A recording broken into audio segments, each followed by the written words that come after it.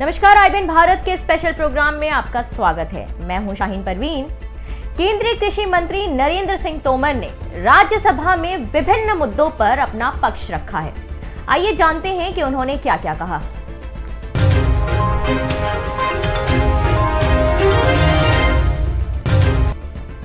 गांव की बात करते हुए कृषि मंत्री नरेंद्र सिंह तोमर ने का कहना है कि अगर किसान अपने खेतों में रहने के लिए घर बनाते हैं और उस जगह से कोई रास्ता निकलता है तो उस मकान का मुआवजा उतना ही मिलेगा।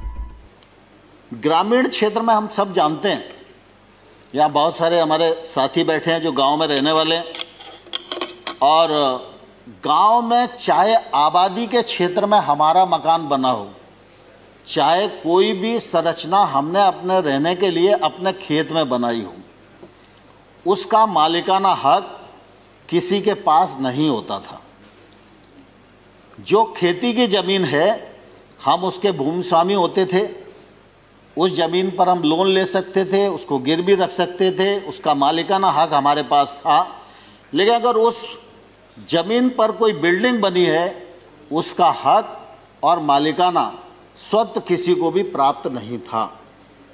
मुझे कहते हुए प्रसन्नता है कि गत वर्ष पंचायती राज दिवस के अवसर पर हमने प्रधानमंत्री जी को अनुरोध किया और स्वामित्व नामक स्कीम प्रारंभ की, जिसको 6 राज्यों में हम लोगों ने पायलट किया और लगभग 1,47,000 लोगों को अभी तक मालिकाना हक दिया जा चुका है। और मुझे कहते हुए प्रसन्नता है कि वित्त मंत्री जी ने इस बजट में इस स्कीम को 6 राज्यों के अतिरिक्त अब पूरे देश में प्रभावी कर दिया है, पैसा देना स्वीकार कर लिया है। अब गांव में रहने वाला भी कोई नागरिक जिसका अपना मकान मालिकाना हक का नहीं है, उसको इस योजना के अंतर्गत सर्वे करके राज्य सरकार को अवगत कराया जाएगा। राज्य सरकार उसको मालिकाना हक प्रदान करेगी। अब अगर उसकी ज़मीन से कोई सड़क निकल रही है और उसका मकान प्रभावित हो रहा है, तो शहर की भांति ही उसके मकान का भी आकलन होगा और उसको मुआवजा राशि उसी हिसाब से मिलेगी।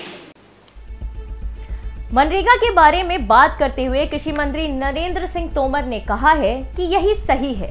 मनरेगा कांग्रेस के समय में शुरू हुआ है, लेकिन उसका परिमार्जित रूप हमारी सरकार में देखने को मिला। मनरेगा, यह तो सच है कि आप सबके कार्यकाल में प्रारंभ हुआ। फिर यह भी बात कही जाती है कि कुछ लोग कहते थे कि मनरेगा गड्ढों वाली योजना है। तो आप भी इस बात को अच्छे से जानते हो, हम भी इस बात को अच्छे से जानते हैं कि भाई जब तक आपकी सरकार थी तब तक निश्चित रूप से उसमें गड्ढा खोदने का ही काम होता था। लेकिन मुझे कहते हुए प्रसन्नता भी और गर्व भी है, शुरुआत आपने की, लेकिन उस योजना को परिमार्जित हमने किया। और आज मैं यह गर्व के साथ कह सकता हूं कि मनरेगा के अंतर्गत बनने वाली लाखों जो संरचनाएं हैं, उनको जियोटैग करने का काम किया। मनरेगा के मजदूर को उसके अकाउंट में पैसा जाए मजदूरी केंद्र सरकार से यह सुनिश्चित किया।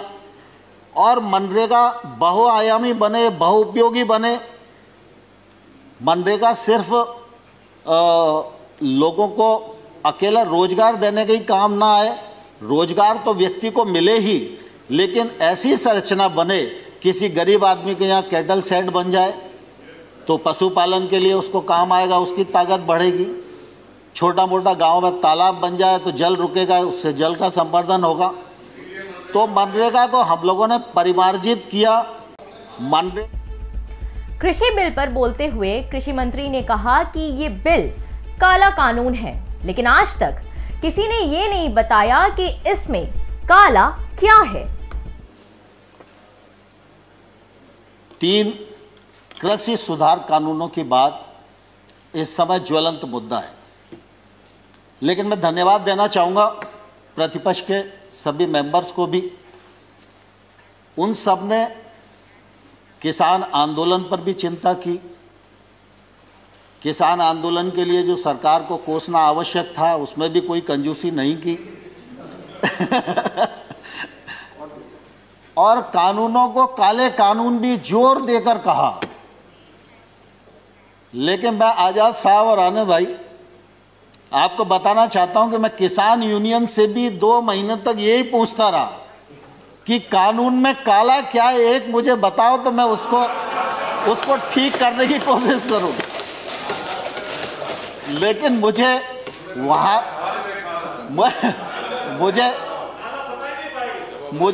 वहां भी मालूम नहीं पड़ा।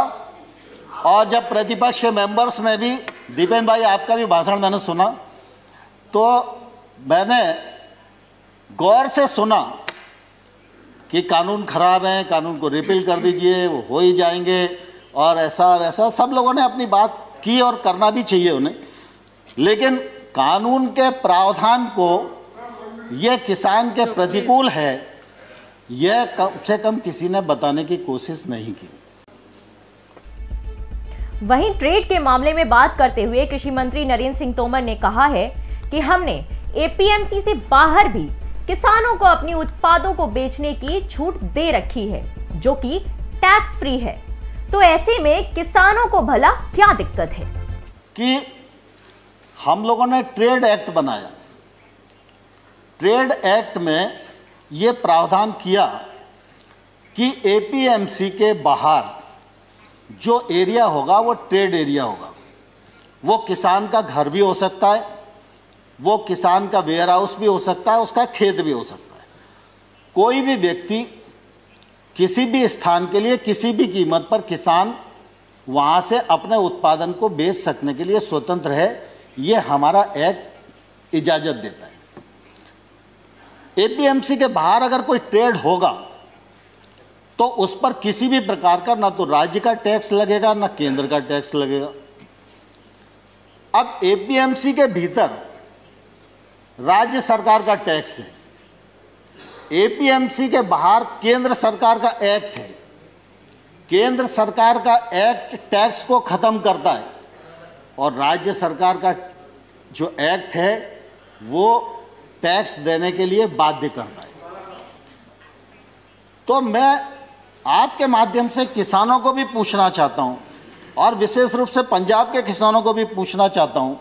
उनके यहाँ थोड़ी परिस्थितियां अलग हैं, आड़तिया का कमीशन अलग है, बाकी सब चीज़ें अलग हैं, लेकिन हमने टैक्स को फ्री किया और राज्य सरकार टैक्स ले रही है। तो जो टैक्स ले रहा है और लगा रहा है और बढ़ा रहा है, आंदोलन उसके खिलाफ होना चाहिए या जो टैक्स फ्री कर रहा है उसके खिलाफ होना चाहिए।